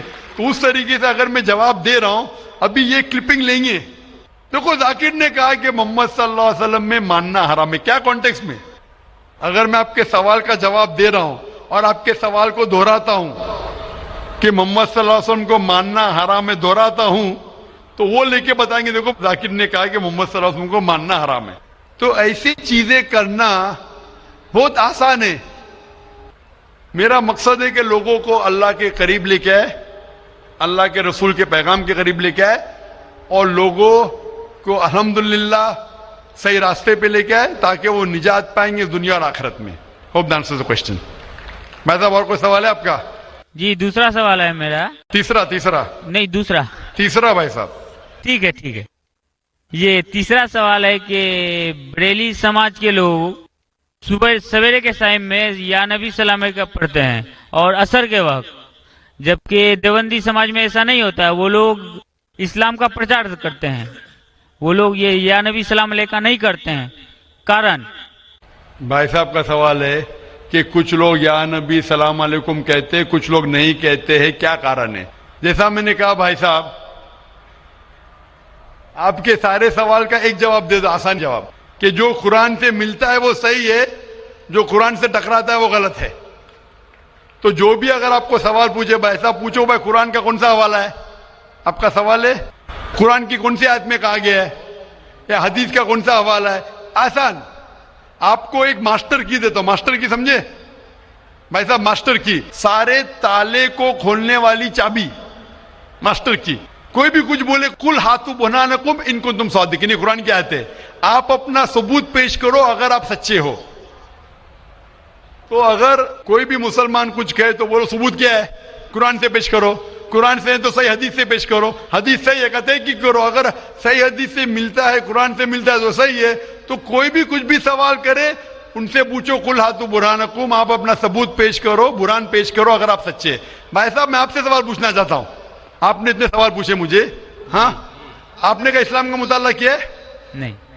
نہیں کیا ہے. آپ اتنے سوال اسلام کے بارے میں کیوں پوچھ رہے؟ جی بغل میں مسلم کا دکان ہے تو جانکاری ملتے رہتا ہے. ہاں تو مسلم کی دکان بغل میں ہے, بغل کے مسلم نے آپ کو بھیجا ہوگا یہ پوچھنے کے لیے؟ نہیں غلط بات ہے. غلط بات ہے. آپ خود پوچھنا چاہتے جی. تو بھائی صاحب آپ اتنی تحقیق کر رہے, بریلوی بحث دیوبندی, چل رہا تھا نا. بھائی صاحب آپ قرآن کو ترجمے سے کیوں نہیں پڑھتے؟ وہ بات نہیں, آج بحث چل رہا تھا دو ہی گٹ میں, بالکل صحیح. تو تو میں چپ چاپ سن رہا تھا. ہاں تو ابھی اور آپ میں نے سوچا آپ سے آ کے کوشچن پوچھوں گا. تو جواب مل گیا آپ کو نا کہ قرآن مجید سب سے بہترین کتاب ہے جاننے کے لیے کیا حق ہے کیا غلط ہے, سمجھے اپنا. تو میری درخواست ہے آپ سے بھائی صاحب کہ آپ قرآن مجید کا ترجمہ پڑھیے, آپ کو ڈائریکٹ صحیح چیز ملیں گی. نہ بغل والے سے پوچھیے نہ اپنے بغل کے مسلمان سے پوچھیے, ڈائریکٹ قرآن مجید کا ترجمہ پڑھیے. ہندی جانتے ہندی میں پڑھیے, جو زبان جانتے بنگالی جانتے بنگالی میں پڑھیے, اس کے اوپر عمل کرو, آپ کو اس دنیا اور آخرت میں فائدہ ہوگا. حضرات, سب سے پہلے میں آپ کو آداب عرض کرنا چاہوں گا, اور کشن گنج کی دھرتی پہ آپ جو پدھارے ہیں, تشریف لائے ہیں, اس کے لیے میں آپ کو تہہ دل سے دھنیہ واد دینا چاہتا ہوں.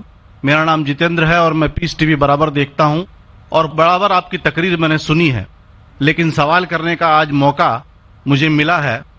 مجھے تو یوں لگ رہا تھا کہ ان سوالوں کے جلجلے میں میں کہیں اپنا اصلی سوال نہ بھول جاؤں, مگر خدا کا شکر ہے مجھے اپنا سوال یاد ہے اور بخوبی یاد ہے. میں آپ سے گزارش کروں گا, آپ نے ابھی کئی باتوں میں ہندو اور مسلمان کو ایک کرنے کی کوشش کی, میں اسے بہت اچھی بات کہوں گا, بہت آپ نے, میں سراہوں گا اس بات کو. لیکن میرا ایک سوال ہے, ذہنی سوال ہے یہ کہ ہمارے, میں جین ہوں ویسے, broadly we are Hindu, so there is a question کہ ہم ہندوؤں میں کسی کو پریشان کرنا یا کسی کی ہتیا کرنا منع غلط کہا گیا ہے. یہ مذہب اس کی اجازت نہیں دیتا, اور جہاں تک اسلام سے میرا تعلق ہے اور اسلام کی مجھے جو تعلیم ہے اور جانکاری ہے, ان کے انسار بے گناہوں کا قتل اسلام میں بھی ورجت ہے. اسلام کہیں بھی کسی بھی صورت میں بے گناہوں کو قتل کرنے کی اجازت نہیں دیتا. اگر آپ میرے سوال کا بخوبی اور میرے ذہن میں جچنے والا سوال ہے یہ جواب دے دیں تو میں بھی آپ کا مرید بن جاؤں گا. یوں تو مرید ہوں ہی, لیکن پھر مرید بن جاؤں گا کہ انسانوں کو سب سے اونچی شریڑی میں رکھا گیا ہے جہاں تک میں جانتا ہوں. اور میں جب قریب اپنے کئی مسلمان انٹلیکچوئلز دوستوں سے سوال کرتا ہوں کہ سب کچھ ملتا ہے مگر آپ بلی کیوں دیتے ہیں, آپ ود کیوں کرتے ہیں, تو انہوں نے کہا کہ یہ چیزیں مسلمانوں کو استعمال کے لیے دی گئی ہے. میں اس پہ کلیریفیکیشن چاہوں گا صاحب کا, آپ کا کلیریفیکیشن چاہوں گا. میں اس سوال کا جواب چاہوں گا آپ سے. وعلیکم السلام بھائی صاحب, آپ پہ سلامتی ہو. بس میں سوال کیا ہے کہ وہ پیس ٹی وی ماشاءاللہ کافی وقت سے دیکھ رہے, اور وہ کہتے ہیں کہ ہر مذہب میں کہا گیا ہے کہ قتل کرنا, انسان کی جان لینا غلط ہے, حرام ہے. ہندو مذہب میں کہا گیا ہے اور اسلام میں بھی جیسے ان کی جانکاری صحیح ہے کہ بے گناہ کا قتل کرنا حرام ہے. یہ پوچھتے ہیں کہ بلی کہاں تک صحیح ہے.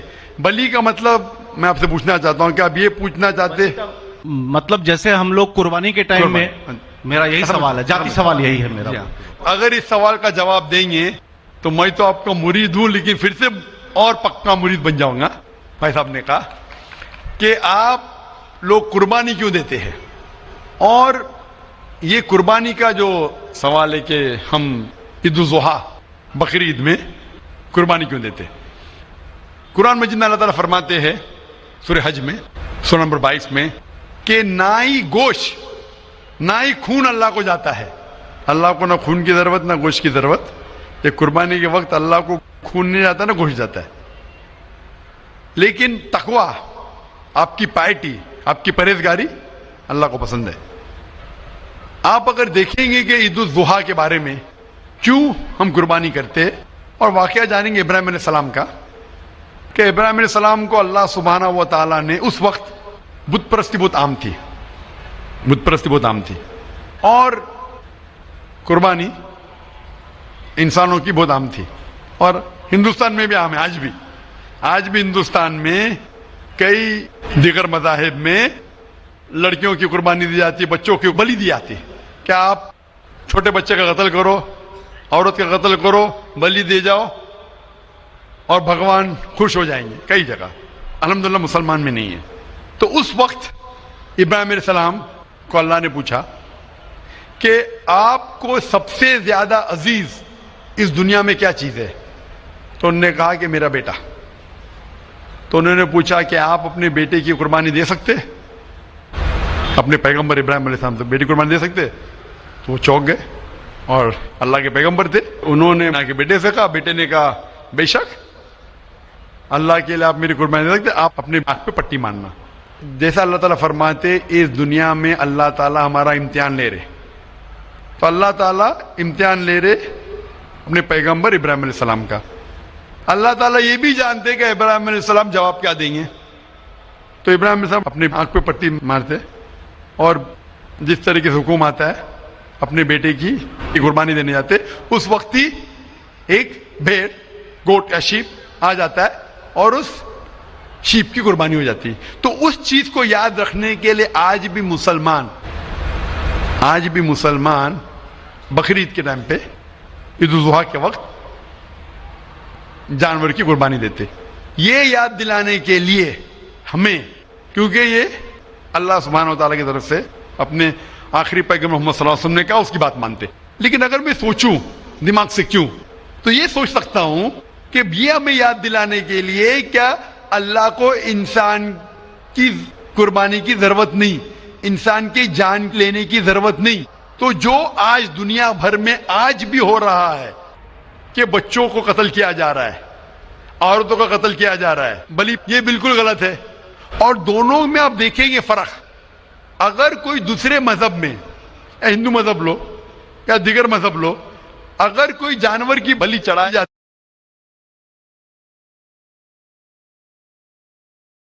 है तो उधर ही रख दिया जाता है, सर वो फजूल हो जाता है, हो सकता है कभी कोई चुपके से आके खा ले।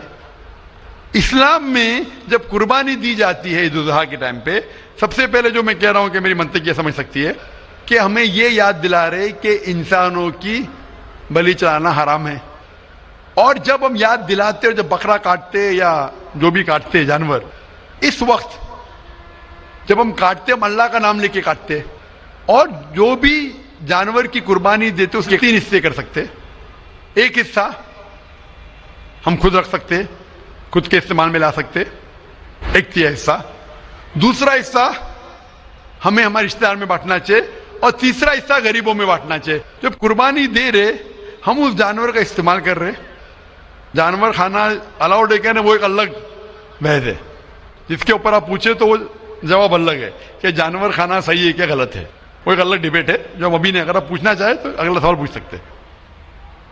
एक तीसरा हिस्सा हम इस्तेमाल कर रहे, एक तीसरा हिस्सा हम दोस्तों में बांट रहे, हमारे रिश्तेदार में, और तीसरा हिस्सा हम गरीबों में बांटते। तो इनमें गरीबों का फायदा हो रहा है, ना फजूल खर्ची हो रही है, और याद दिलाया जाता है कि इंसानों का कत्ल करना गलत है। तो ये अच्छी चीज है। जब बलि जैसा देखे बाकी मज़ाहिब में क्या हो रहा है, इंसानों का कत्ल किया जाता है, बिल्कुल हराम है। उसके अलावा जब जानवर का भी कत्ल करते, वो जानवर फजूल खर्ची में जाता है।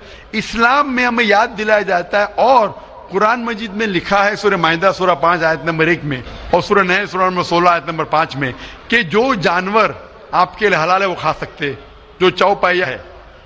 खाली वो जानवर मत खाओ जो आपके लिए हराम है, जो हलाल है वो खा सकते। तो ये खाने के लिए हमारे लिए खुराक है। तुम कुर्बानी के वक्त ना कुछ जाया कर रहे, ना पैसे की बर्बादी कर रहे। हमें याद दिलाया जाता है क्या ना खुदा को गोश्त जाता है, ना खुदा को खून जाता है, खुदा को तकवा जाता है। हमारा तकवा, हम कितने परहेजगार है। और साथ साथ इसका इस्तेमाल होता है, एक तिया हिस्सा मैं खाता हूँ, रिश्तेदारों में बांटता हूँ, और आखिरी तिया हिस्सा मैं बांटता हूँ गरीबों में। तो इससे फायदा होता है। तो इसमें क्या गलत है? बनिस्बत दूसरे मज़ाहिब में आप देखेंगे इसमें नुकसान ही नुकसान है, इंसान का कत्ल हो रहा है, और जानवर को भी अगर बलि चढ़ाई जाती है तो फजूल खर्ची होती है। बनिस्बत इस्लाम में बकरीद के अंदर फायदा ही फायदा है। Hope that's the question. बहुत खूब। آپ نے یہ بہت اچھا فرمایا. میں آپ کے جواب سے کافی سنتشٹ ہوں. اور جاتے جاتے ایک آخری سوال کرنا چاہوں گا کہ اہنسا کو اسلام کس نظریے سے دیکھتا ہے؟ اہنسا کو اسلام کس نظریے سے دیکھتا ہے؟ میں سب کا آخری سوال ہے کہ اہمسا کو اسلام کس نظریے سے دیکھتا ہے؟ عام طور پہ ہمسا حرام ہے. اسلام آتا ہے لفظ سلام سے. اس کے معنی ہے سلامتی، امن، شانتی. اسلام کے معنی ہے کہ شانتی حاصل کرنا، اپنی خواہش، اللہ کا جو پیغام ہے اس کے مطابق اپنی زندگی بسر کرنا اور امن حاصل کرنا، اسے کہتے ہیں اسلام. ہمسا عام طور پہ حرام ہے. لیکن اگر مثال کے طور پہ ہم دیکھتے ہیں ہر دیش میں قانون ہے، قانون ہے کہ چوری مت کرو، کسی کا قتل مت کرو. لیکن قانون کے علاوہ پولیس بھی ہے کہ اگر کوئی قانون کو فالو نہیں کرتا ہے، کوئی چوری کرے گا تو پولیس اس وقت زبردستی کر سکتی ہے، پولیس فورس کا استعمال کر سکتی ہے، پولیس کبھی کبھی ہتھیار کا استعمال کرتی ہے امن اور شانتی برقرار رکھنے کے لیے دیش میں.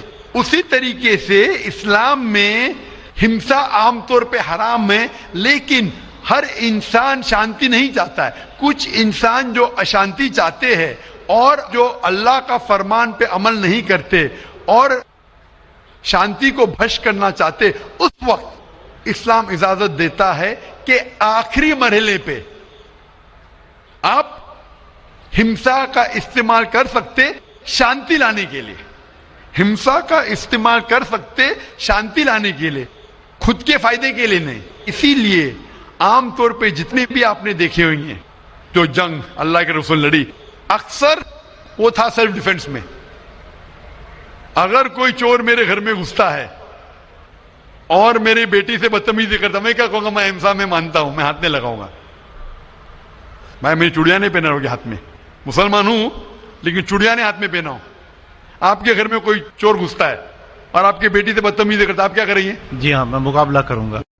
مقابلہ کریں گے، ہاتھ بھی اٹھائیں گے نا.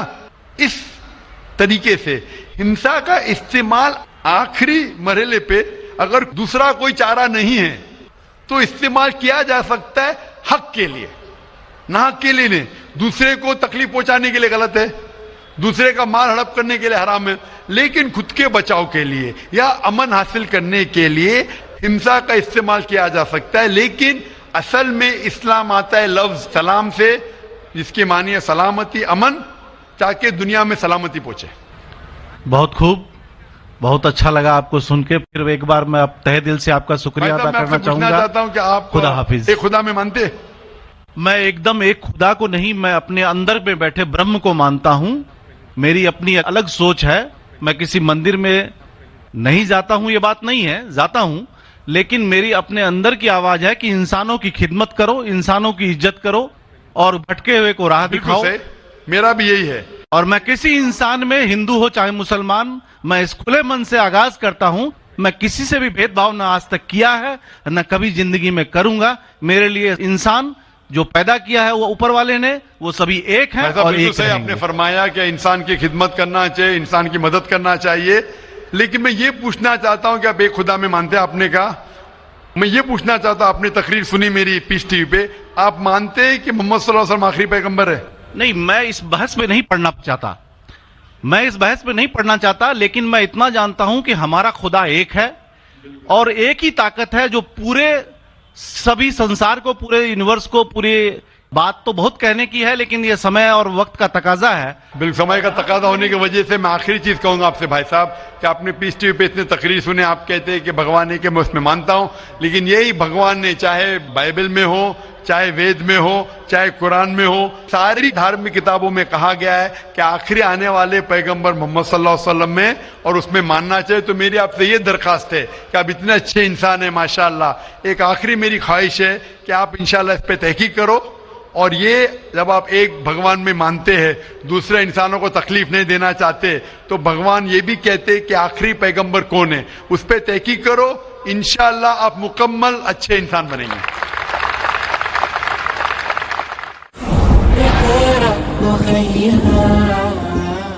مائک نمبر 2 کی طرف، وہاں پر اگر کوئی غیر مسلم بھائی موجود ہیں تو سوال کر سکتے ہیں.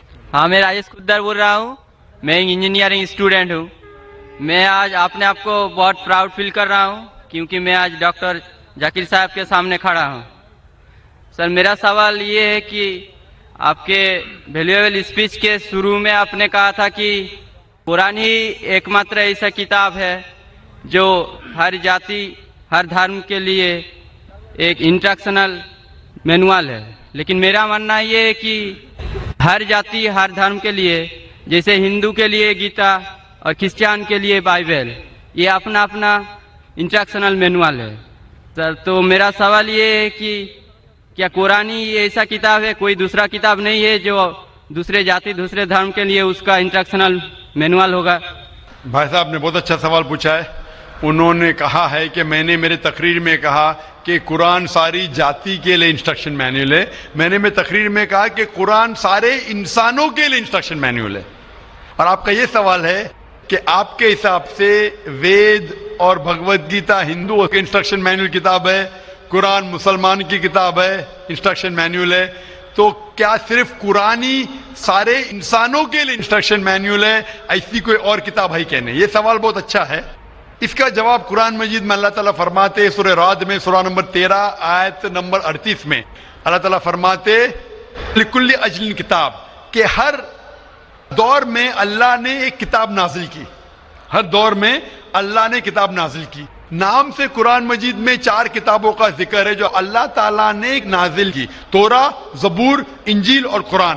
तोरा नाजिल की गई थी मूसा अलैहिस्सलाम पर, जबूर नाजिल की गई थी दाऊद अलैहिस्सलाम पे, इंजील नाजिल की गई थी ईसा अलैहिस्सलाम पे, और कुरान जो आखिरी किताब है नाजिल की गई थी आखिरी पैगंबर मोहम्मद सल्लल्लाहु अलैहि वसल्लम पे। आपका सवाल है कि सिर्फ कुरान सारे इंसानों के लिए, बाकी किताब नहीं है।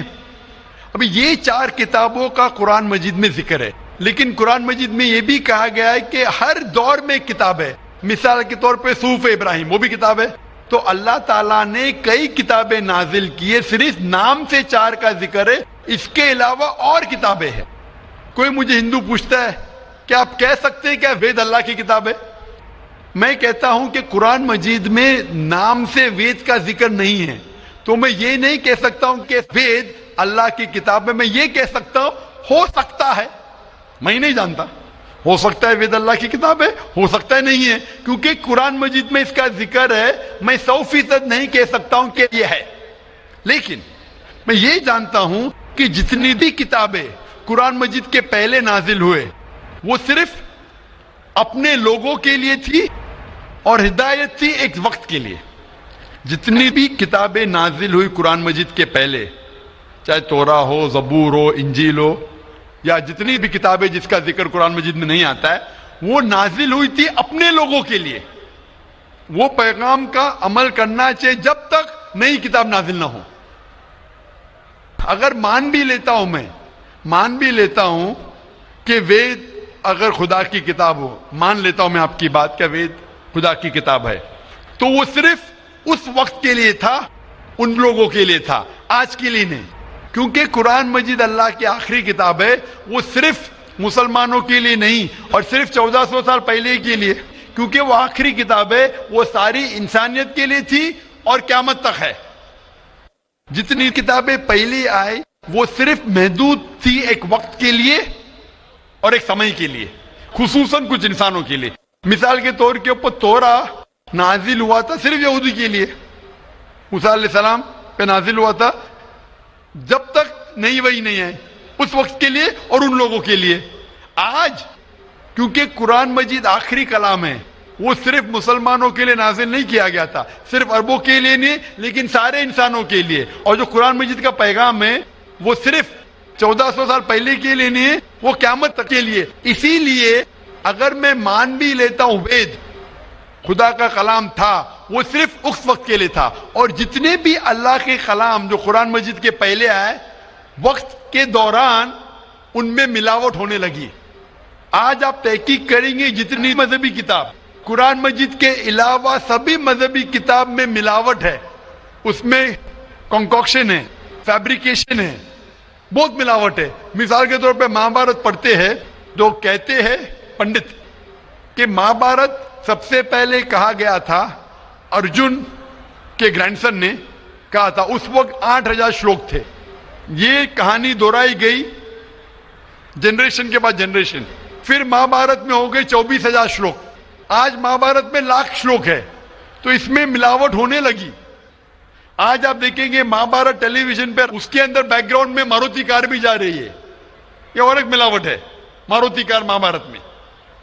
تو اسی لیے جتنی بھی کتابیں اللہ نے نازل کی, کیونکہ وہ سارے انسانیت کے لیے نہیں تھا اور قیامت کے لیے نہیں تھا, اللہ تعالیٰ نے اسے ضروری نہیں سمجھا محفوظ رکھنے کے لیے, بٹ کیونکہ قرآن مجید آخری کتاب ہے اور اللہ سبحانہ و تعالیٰ جانتے کہ ایک تا قیامت تک رہنے والی ہے, اسی لیے اللہ تعالیٰ فرماتے سورہ ہجر میں سورہ نمبر 15 آیت نمبر 9 میں کہ ہم نے قرآن نازل کیا, ہم اس کی حفاظت کریں گے. تو اسی لیے یہ کہنا کہ باقی کتاب, تو آج قرآن مجید صرف مسلمانوں کے لیے نہیں, سارے انسانوں کے لیے, چاہے آپ ہندوستان میں رہ رہے ہو, چاہے پاکستان میں جی رہے ہو, چاہے سعودی عربیہ میں, چاہے امریکہ میں, چاہے یو کے میں, چاہے آپ ہندو مذہبی خاندان میں پیدا ہو یا عیسائی خاندان میں پیدا ہو یا مسلمان خاندان میں پیدا ہو, آج سارے انسانوں کو اللہ کے آخری پیغام قرآن مجید پڑھنا چاہیے, اس پہ عمل کرنا چاہیے, اس کی بات ماننا چاہیے. اسی لیے میں کہتا ہوں قرآن مجید سارے انسانوں کے لیے. یہ چیز میں وید کے بارے میں نہیں کہہ سکتا ہوں, کیونکہ اگر آپ تحقیق کرتے ہیں وید میں بھی ملاوٹ ہے. اگر آپ سائنس کے ذریعے تحقیق کرنے لگیں گے قرآن مجید کو چھوڑ کے باقی سارے کتابوں میں آپ کو غلطی ملیں گی. تو یہ غلطی میں اللہ کو منسوب نہیں کر سکتا ہوں, میں نہیں کہہ سکتا ہوں یہ غلطی بھگوان نے کی, ایشور نے کی, اللہ نے کی, کیونکہ یہ جتنی کتابیں قرآن مجید کے پہلے آئے وہ صرف محدود تھی کچھ لوگوں کے لیے اور محدود تھی وقت کے لیے. اللہ نے, بھگوان نے, ایشور نے اسے محفوظ رکھنے کی ضرورت نہیں سمجھی. آج کیونکہ قرآن مجید آخری پیغام ہے اللہ کا, اللہ تعالیٰ کہ وہ محفوظ رکھیں گے. اسی لیے میں کہتا ہوں قرآن مجید ایک واحد کتاب ہے ساری دنیا میں جو سارے انسانوں کے انسٹرکشن مینیول ہے, میری بھی اور آپ کی بھی. Hope the answer the question Brother. Thank you sir. تو آپ مانتے ہیں کہ قرآن مجید آپ کی انسٹرکشن مینیول ہے بھائی صاحب؟ جی سر مانتے ہیں. آپ مانتے ہیں کہ خدا ایک ہے؟ وہ ٹھیک ہی بنا ہے, خدا ایک ہی ہے. ہم مانتے ہیں کہ آپ مانتے ہیں بت پرستی غلط ہے؟ نہ وہ نہیں مانتے, ہم مانتے ہیں کہ آپ مانتے ہیں مورتی پوجا غلط ہے؟ ہم مانتے ہیں کہ ہمارا ایشور ایک ہی ہے, یہی ہم مانتے ہیں. آپ مانتے ہیں ایشور ایک, لیکن آپ مانتے ہیں کہ ایشور کی مورتی ہے؟ میرا ایک دوسرا سوال ہے اس کے بھائی لیے. صاحب میں آپ سے پوچھنا چاہتا ہوں کہ آپ مانتے ہیں ایشور کی مورتی ہے کیا نہیں؟ وہی اسی کے وشے میں میرا ایک سوال ہے سر. ہاں پوچھے بھائی صاحب. سر اگر آپ بولتے ہیں کہ ایشور کی کوئی مورتی نہیں ہونا چاہیے, میں نہیں کہہ رہا ہوں, وید کہہ رہی ہے. ہاں وید کہہ رہی ہے ناتت سے پرتیما استی, تو سر ایشور کا کوئی عکس نہیں. سر میرا سوال ہے اگر ایشور کی کوئی مورتی نہیں ہے تو ہم بھکت ہو کے جو یہ داڑھی مونچھے رکھتے ہیں تو ہم بھکت ہو کے اپنا ہم کائے ایسا فیشن چیز رکھتے ہیں. بھائی صاحب کا سوال ہے اگر ایشور کا کوئی عکس نہیں ہے تو ہم بھکت ہو کے داڑھی مونچھ کیوں رکھتے؟ کیونکہ ہم ایشور نہیں ہے نا, ایشور کا آکار نہیں, کوئی عکس نہیں ہے, ہمارا تو عکس ہے نا. تو ایشور ہمارے خالق ہے, ہمارے رب ہے, ہم تھوڑی ایشور ہے. تو ہم داڑھی مونچھ رکھتے ہیں کیونکہ کچھ لوگ داڑھی مونچھ رکھتے ہیں اچھا رکھنے کے لیے, کوئی دوسرے وجہ کے لگتے. انشاءاللہ تیسرے دن جو ہے یہ پیس کنونشن کا, اس میں اس کا ڈیٹیل جواب دیا جائے گا انشاءاللہ. Thank you sir. آج کے